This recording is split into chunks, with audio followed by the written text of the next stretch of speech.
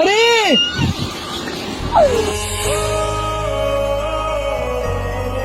তুমিও তো একটা মেয়ে, কি করে অন্য একটা ছেলের গায়ে জড়াতে পারো? আরে আমরা তো ফ্রেন্ড ছিলে, বাট আমি এখন পছন্দ করি।